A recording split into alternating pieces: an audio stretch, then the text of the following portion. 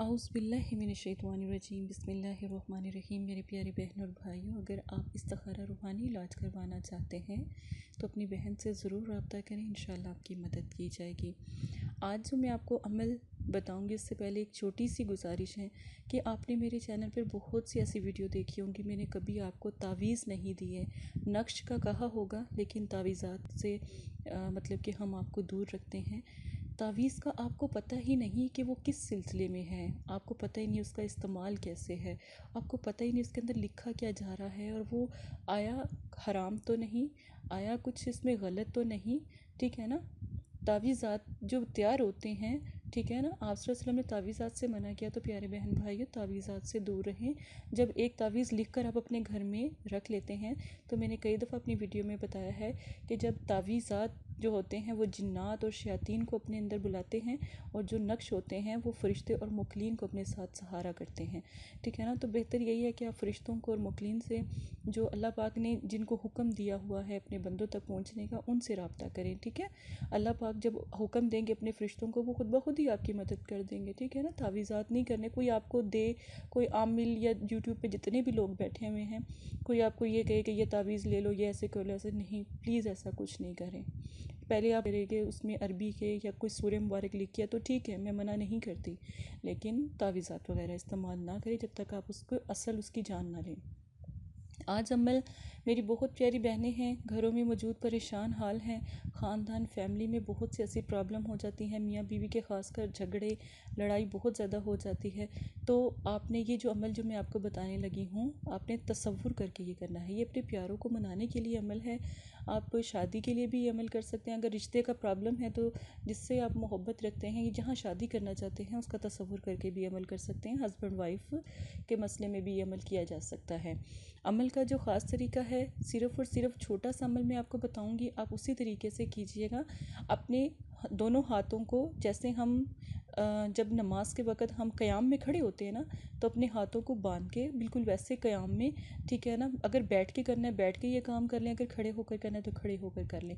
बस आपने बांध के सूरह मुबारक पढ़नी कौसर, ठीक है। सूरह कौसर को आप सिर्फ़ और सिर्फ 3 मरतबा पढ़ेंगे, ठीक है। 3 मरतबा सूरह कौसर पढ़ेंगे और 33 मरतबा या वदूद का और या अल्लाह का ज़िक्र करेंगे, या वदूद या अल्लाह, ठीक है। उसके बाद आपने सजदे में चले जाना है, ठीक है। सजदा जैसे हम सजदा सहव करते हैं ना, इस तरह आपने सजदे में चले जाना है, ठीक है। या हम कुरान पाक का जब सजदा की सूरह आती है या आयत आती है, हम सजदा करते हैं ना, तो तब आप जो सा है उस तरह कर लें, ठीक है। बस खड़े होकर हाथ सीने पे बांधने के बाद आप जो सा है सजदे में चले जाएं। जो मैंने आपको चीज़ें बताई हैं पढ़कर, सजदे में जाके दुआ करें, दुआ अल्लाह से करें।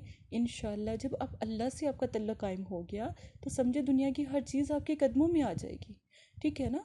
तो आप अल्लाह से तल्लुक़ कायम करें, इंशाअल्लाह आपका जितना भी मसला है, जितनी भी परेशानी है, अल्हम्दुलिल्लाह हल हो जाएगी। कहीं और नहीं जाएं, हमें हमारे रब ने बनाया, ठीक है ना। हमारे दिलों को हमारे रब ने बनाया, ठीक है। आपके दिल को भी, मेरे दिल को, दुनिया की हर किसी जो ज़िंदा दिल को अल्लाह ने बनाया।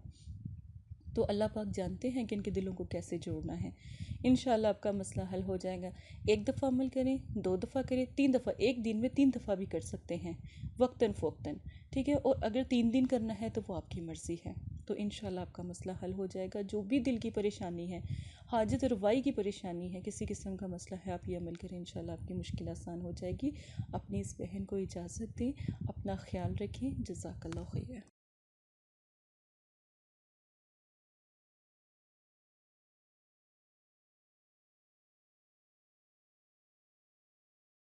अस्सलाम वालेकुम प्यारे बहन भाइयों, ये पैगाम मदरसा फ़ातिमातुज़ ज़हरा की तरफ से है।